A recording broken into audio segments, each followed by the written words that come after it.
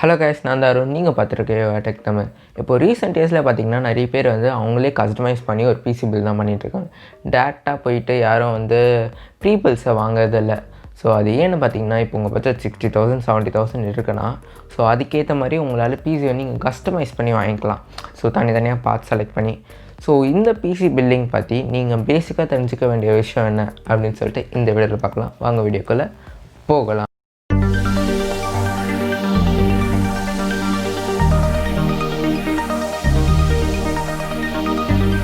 So ஏன் இப்போ நிறைய பேர் ப்ரீ பில்ஸ் வாங்குறதில்ல அப்படின்னு பார்த்தீங்கன்னா அவங்க நீங்கள் கொடுக்குற மணிக்கு சில கம்பெனிஸ், நிறைய கம்பெனிஸ் சொல்லலை, சில கம்பெனிஸ் அதுக்கேற்ற கான்ஃபிகரேஷன் தரமாட்டுறாங்க. ஸோ நிறைய கம்பெனிஸ் பார்த்திங்கன்னா அவங்களுக்கு ஏற்ற மாதிரி அவங்க கம்பெனியோட own customised motherboards, PSUs அதெல்லாம் யூஸ் பண்ணுறாங்க. பிஎஸ்யூஸ்னால் பவர் சப்ளை. ஸோ அதெல்லாம் அவங்களே யூஸ் பண்ணிக்கிறாங்க அவங்க கம்பெனியோடதே. ஸோ அதனால் கொஞ்சம் காஸ்ட் கட் ஆகும். பட் ஆனால் சில கம்பெனிஸ் பார்த்திங்கன்னா நீங்கள் கொடுக்குற மணிக்கேற்ற கான்ஃபிகரேஷன் தரமாட்டுறாங்க. ஸோ அந்த ஒரு மெயின் ரீசனுக்காக தான் இப்போ நிறைய பேர் அவங்களே பிசி பில்ஸ் பண்ணிக்கிறாங்க. ஸோ அது இல்லாமல் நீங்கள் இப்போது மெயினாக எடிட்டிங்கில் ஃபோக்கஸ் பண்ணுறீங்க, அந்த மாதிரினாவோட நீங்கள் உங்களுக்கு ஏற்ற மாதிரி அந்த பிசி பில்ட் பண்ணிக்கலாம். ஸோ அந்த ஒரு அட்வான்டேஜ் தான் இருக்குது நீங்கள் பில்ட் பண்ணுறதுல. ஸோ நீங்கள் பிசி பில்ட் பண்ணுறதுக்கு தேவையான ஐட்டம்ஸ் என்னென்ன வேணும் அப்படின்னு சொல்லிட்டு பார்த்திங்கன்னா சிபியூ வேணும், ஜிபியூ வேணும், அதாவது ஜிபியூனா graphics card. So motherboard வேணும், அப்புறம் பவர் சப்ளை அண்ட் ரேம் முக்கியமாக வேணும். அப்புறம் பார்த்திங்கன்னா உங்களுக்கு எஸ்எஸ்டி இல்லை ஹார்ட் டிஸ்க் ஏதாவது ஆட் பண்ணிக்கலாம் உங்கள் ஸ்டோரேஜ்க்காக. அப்புறம் PC case. So PC case நிறைய டிஃப்ரெண்ட் டைப்ஸ் இருக்குது. ஸோ அதை நான் இந்த வீடியோவில் சொல்கிறேன். இப்போ வாங்க பார்க்கலாம். ஸோ நம்ம சிபியூலேருந்து ஆரம்பிப்போம். ஸோ சிபியூன்னு வரையில் நம்மளுக்கு இன்டெல் அண்ட் ரைசன் 2 ஆப்ஷன் இருக்குது. ஸோ இன்டெல்லில் பார்க்கல அவங்க பவர்ஃபுல்லான சிபியூவில் இப்போது வரைக்கும் ப்ரொடியூஸ் பண்ணிகிட்ருக்காங்க. அண்ட் ரைசன் வைஸ் பார்த்திங்கன்னா அவங்க ஃபாஸ்டஸ்ட்டான சிபியூஸ் ப்ரொடியூஸ் பண்ணிகிட்ருக்காங்க. ஸோ நான் ஏன் இன்டெல் பவர்ஃபுல்லான சிபியூ அதே மாதிரி ரைசன் ஃபாஸ்டான சிபியூ அப்படின்னு சொல்கிறேன்னு பார்த்தீங்கன்னா ரைசன் வழக்கமாக கோர்ஸ் அண்ட் த்ரெட்ஸ் நிறைய கொடுத்துருப்பாங்க. ஸோ கோர்ஸ் அண்ட் த்ரெட்ஸ் நீங்கள் எத்தனை ஜாப் பண்ண முடியும் அந்த சிபியூவில் அப்படின்னு சொல்லிட்டு மெஷர் பண்ணுறதுக்கு. ஸோ அதே மாதிரி பார்த்திங்கன்னா இன்டெல்லில் அவங்க கெஹர்ட்ஸ் ஸ்பீடை நிறைய கொடுத்துருப்பாங்க. ஸோ இந்த 2 டிஃப்ரென்ஸ்க்காக தான் இது பவர்ஃபுல்லான சிபியூ, அது ஃபாஸ்ட்டான சிபியூ அப்படின்னு சொல்கிறது. ஸோ இப்போ நம்ம மதர் போர்டை பற்றி பார்ப்போம். மதர் போர்டுன்னு பார்த்திங்கன்னா அது 3 ஃபார்ம் ஃபேக்டர்ஸில் இருக்குது. So 8X, mini 8X, micro 8X. So 3 இருக்குது. நீங்கள் எப்போ micro 8X and mini 8X choose பண்ணோன்னு பார்த்தீங்கன்னா உங்களுக்கு ஒரு காம்பேக்டான ஒரு குட்டி பிசி பில்டு இருந்தால் போதும் அப்படின்னு நீங்கள் நினச்சிங்கன்னா, அது அந்த குட்டி பிசி வேணும் அப்படின்னு நீங்கள் நினச்சிங்கன்னா அப்போது இந்த 2 ஆப்ஷன்ஸ் நீங்கள் சூஸ் பண்ணிக்கலாம். இன்னொரு விஷயம் பார்த்திங்கன்னா ஏஎம்டிக்கும் இன்டெல்க்கும் வேறு மதர் போர்ட்ஸ். இன்டெல் பார்த்திங்கன்னா பின்லெஸ் ப்ராசஸர் யூஸ் பண்ணுவாங்க. அப்படின்னா அவங்க மதர் போர்டில் பின்ஸ் இருக்கும். ஆனால் ஏஎம்டி பார்த்திங்கன்னா பின் டைப் ப்ராசஸர் யூஸ் பண்ணுவாங்க. அதாவது அவங்க மதர் போர்டில் பின் இருக்காது, ஆனால் அவங்க ப்ராசஸர் பின்னாடி பின் இருக்கும். ஸோ நான் இந்த mini 8X micro 8X board சொன்னேன்ல, ஸோ அதில் பார்த்திங்கன்னா உங்களுக்கு ஒரு டிஸ்அட்வான்டேஜ் இருக்குது. ஸோ அது என்னென்னு பார்த்திங்கன்னா உங்களுக்கு அப்கிரேடபிலிட்டி ஆப்ஷன்ஸ் ரொம்ப கம்மி. ஸோ அந்த 2 போர்ட்ஸ்லேயும். ஸோ அதேமாதிரி சீப்பான மைக்ரோ 8X, மினி 8X போர்ட்ஸ்லாம் பார்த்திங்கன்னா உங்களுக்கு NVMe ஸ்லாட் கொடுத்துருக்க மாட்டாங்க. ஸோ NVMe ஸ்லாட்டுன்னு சொன்னிங்கன்னா அது ஒரு SSD slot, NVMe SSD use பண்ணுறதுக்காக ஒரு ஸ்லாட் கொடுத்துருப்பாங்க. ஸோ அது சீப்பான போர்ட்ஸில் அதை சீப்பான மைக்ரோ 8X, மினி 8X போர்ட்ஸில் தந்திருக்க மாட்டாங்க. சில ஹையண்டான மினி 8X, மைக்ரோ 8X போர்ட்ஸில் மட்டும்தான் உங்களுக்கு NVMe ஸ்லாட் கொடுத்துருப்பாங்க. ஸோ தேர்ட் நம்ம ரேம் பற்றி பார்ப்போம். ரேம் இல்லைனா மெமரி என்ன வேணால் கூப்பிடலாம் நீங்கள் அதை. ஸோ நான் ரேம்னே சொல்கிறேன். ஸோ ரேமில் பார்த்திங்கன்னா அதில் நீங்கள் அதோடய ஃபாஸ்ட்னஸ் வச்சு மெஷர் பண்ணுவாங்க. ஸோ மெஹர்ட்ஸ் அதை வச்சு மெஷர் பண்ணுவாங்க. ஸோ பழைய ரேம்லாம் பார்த்திங்கன்னா 1666 மெஹர்ட்ஸ் அந்த மாதிரி தான் ரன் ஆகிட்டு இருந்துச்சு. இப்போ இருக்க ரேம்லாம் பார்த்திங்கன்னா 3600 மெஹர்ட்ஸ் அது வரைக்கும் கூட போகும். ஸோ நீங்கள் ரைசன் ப்ராசஸர் யூஸ் பண்ணிங்கன்னா நீங்கள் ரேம் இன்னும் கொஞ்சம் ஃபாஸ்ட்டான ரேம் யூஸ் பண்ணிங்கன்னா இன்னும் கொஞ்சம் பெட்டர் பர்ஃபார்மன்ஸ் கிடைக்கும். இன்டெல் அந்த கேஸ் கிடையாது. ஸோ ரைசனில் மட்டும் தான் நீங்கள் இன்னும் கொஞ்சம் ஃபாஸ்ட்டான ரேம் போடுற மாதிரியே இருக்கும். இப்போது வர எல்லா கேமிங் சிஸ்டம்லேயும் மினிமம் ஒரு 16 GB ரேம் போட்டால் தான் அது நல்ல ஒரு பர்ஃபார்மன்ஸ் கொடுக்கும். 8 GB ரேம் கூட பர்ஃபார்மன்ஸ் கொடுக்கும் தான். பட் இப்போ மினிமம் நீங்கள் ஒரு 16 GB ரேம் போட்டிங்கன்னா தான் உங்கள் எல்லா வேலைக்கும் கரெக்டாக இருக்கும். அதே மாதிரி இப்போ பிசிஸ் பார்த்திங்கன்னா நிறைய சைட் பேனலோடு வர ஆரம்பிச்சிச்சுல. ஸோ அதனால் பார்த்திங்கன்னா இப்போ 8GB ரேம் அந்த மாதிரிலாம் கொடுக்க ஆரம்பிச்சிட்டாங்க. நான் 8GB ரேமும் சில ஸ்டைலெலாம் கொடுக்குறாங்க. ஆனால் இப்போ 8GB ரேமும் இருக்குது. ஸோ அது வந்து நீங்கள் ஏற்ற மாதிரி கஸ்டமைஸ்லாம் பண்ணிக்கிற ஆப்ஷன்ஸ். ஸோ அடுத்து நம்ம கிராஃபிக்ஸ் கார்டுக்கு வருவோம். ஸோ கிராஃபிக்ஸ் கார்டுன்னு பார்த்தீங்கன்னா வந்து அது மோஸ்ட்டாக கேமிங்க்கு தான் நிறைய யூஸ் பண்ணுவாங்க.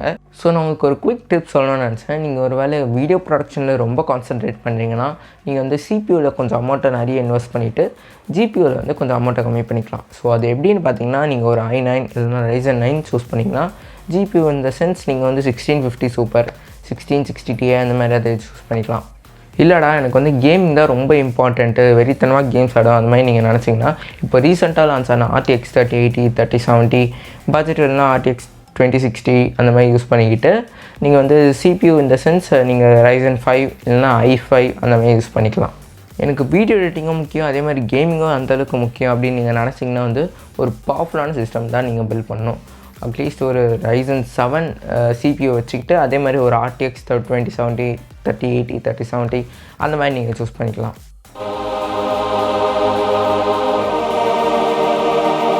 ஸோ இப்போ நம்ம SSDக்கு வரும். ஸோ SSD இந்த சென்ஸ் ஸ்டோரேஜ்.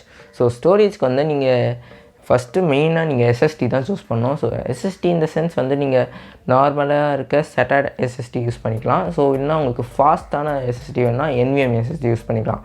ஸோ அந்த நீங்கள் NVMe யூஸ் பண்ணுறீங்க அந்த மாதிரினா வந்து உங்கள் மதர் போர்டில் வந்து NVMe ஸ்லாட் இருக்கா அதை பார்த்து வாங்குங்க.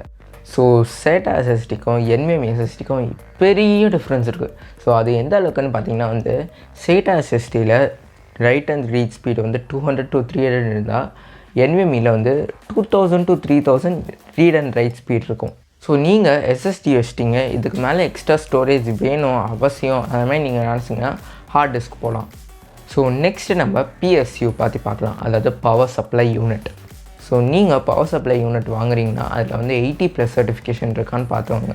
அதாவது 80+ சர்டிஃபிகேஷன்னா இந்த சென்ஸ் 80+ ப்ரான்ஸ் 80+ கோல்டு பிளாட்டினம் அந்த மாதிரி போயிட்டே இருக்கும். ஸோ PSU அதாவது இந்த பவர் சப்ளை வந்து பிசியோட கொஞ்சம் இம்பார்ட்டன்ட் பார்ட்னு சொல்லலாம்.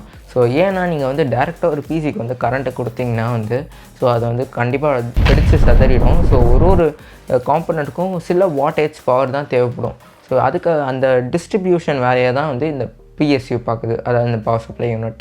ஸோ நீங்கள் கொஞ்சம் ஹையண்டான கான்ஃபிகரேஷனான பிசியை வந்து பில்ட் பண்ணுறீங்க அந்த மாதிரினா உதாரணத்துக்கு சொல்லணும்னா ஒரு Ryzen 9 + RTX 2080 Ti இல்லைனா RTX 3090 அந்த மாதிரி பில்ட் பண்ணுறீங்க, ப்ளஸ் ரொம்ப RGBலாம் ஆட் பண்ணுறீங்க, லைட்டிங்லாம் வெறித்தனமாக போட்டிருக்கீங்க அந்த மாதிரினா வந்து ஒரு 1000 watt power supply 850 to 1000 what போட்டிங்கன்னா வந்து கரெக்டாக இருக்கும்.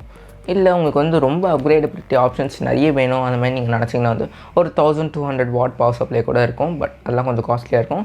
ஸோ அதை நீங்கள் ஆட் பண்ணிக்கலாம். And finally we come to the cabinet. So கேபினெட்டுன்னு பார்த்தீங்கன்னா அதான் அந்த பிசி கேஸ் தான் கேபினெட்டுன்னு சொல்லுவாங்க. ஸோ கேபினெட்டும் நான் ஸ்டார்டிங்கில் சொன்ன மாதிரி 3 டைப்ஸ் இருக்கும். ஸோ அது என்னென்னு பார்த்தீங்கன்னா மினி 8X, மைக்ரோ 8X, 8Xன்னு இருக்கும். ஸோ வழக்கமாக 8X தான் எல்லோரும் யூஸ் பண்ணுவாங்க. ஸோ நீங்கள் உங்களுக்கு வந்து பிசி வந்து கொஞ்சம் காம்பேக்டாக வேணும்னா நீங்கள் வந்து mini 8X, micro 8X cabinets வந்து நீங்கள் சூஸ் பண்ணிக்கலாம். ஸோ அதே மாதிரி பார்த்திங்கன்னா இப்போ நீங்கள் கூலர் போடுறீங்க, AIO கூலர் அந்த மாதிரி நீங்கள் இன்சர்ட் பண்ணுறீங்க உங்கள் கேபினெட்டில் அந்த மாதிரினா வந்து நீங்கள் வந்து உங்கள் கேபினெட்டில் அந்தளவுக்கு ஸ்பேஸ் இருக்கா அதை பார்த்து நீங்கள் வாங்கணும். ஏன்னா சில சீப் கேபினெட்ஸில் வந்து உங்களால் வந்து கூலர்ஸ்லாம் இன்சர்ட் பண்ணுற ஆப்ஷன்ஸ் வந்து கொடுத்துருக்க மாட்டாங்க. ஸோ அதை நீங்கள் பார்த்து வாங்க. அண்ட் இன்னொரு விஷயம் பார்த்தீங்கன்னா ரைசன்லேயே வந்து ரைசன் சிப்ஸ் எடுத்துருக்கோம்ல, ஸோ அதுலேயே பார்த்தீங்கன்னா உங்களுக்கு வந்து ஸ்டாக் கூலர் கொடுத்துருப்பாங்க. ஸோ ரைசன்லேயே ரொம்ப நல்ல ஸ்டாக் கூலர்லாம் தராங்க. ஸோ ஆனால் வந்து இன்டெல் சைடு பார்த்திங்கன்னா இன்டெல் வந்து அது பேரும் லாக்டு ப்ராசஸர்ஸ்க்கு மட்டும்தான் வந்து உங்களுக்கு கூலர் தராங்கன்னு நினைக்கிறேன். ஸோ அன்லாக்டு ப்ராசஸர்ஸ்க்குலாம் நீங்கள் கூலர் தர மாட்டாங்க, நீங்கள் தனியாக தான் வாங்கி ஆகணும். ஸோ ஃபைனலாக பிசி ஆக்சசரிஸ்ன்னு பார்த்தீங்கன்னா RGB fans, RGB RAM, RGB strips, PC strips, RGB SSD, NVMe SSD கூட இருக்குது. RGB SSD, NVMe SSDன்னு நிறைய இருக்குது. ஸோ நீங்கள் இந்த RGBக்கு ஏற்ற பட்ஜெட் வச்சுருந்தீங்க, இல்லைனா வந்து எனக்கு காசு ப்ராப்ளம் இல்லை அந்த மாதிரி நீங்கள் நினச்சிங்கன்னா வந்து இந்த RGB காம்பனன்ட்ஸ் எல்லாம் நீங்கள் தாராளமாக ஆட் பண்ணிக்கலாம்.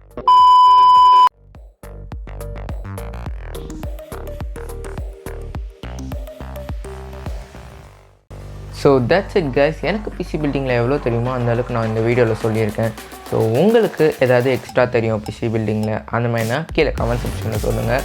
ஸோ அதே மாதிரி இந்த வீடியோ பிடிச்சா மறக்காம சப்ஸ்கிரைப் பண்ணுங்கள், லைக் பண்ணுங்கள் அண்ட் ஷேர் பண்ணுங்கள்.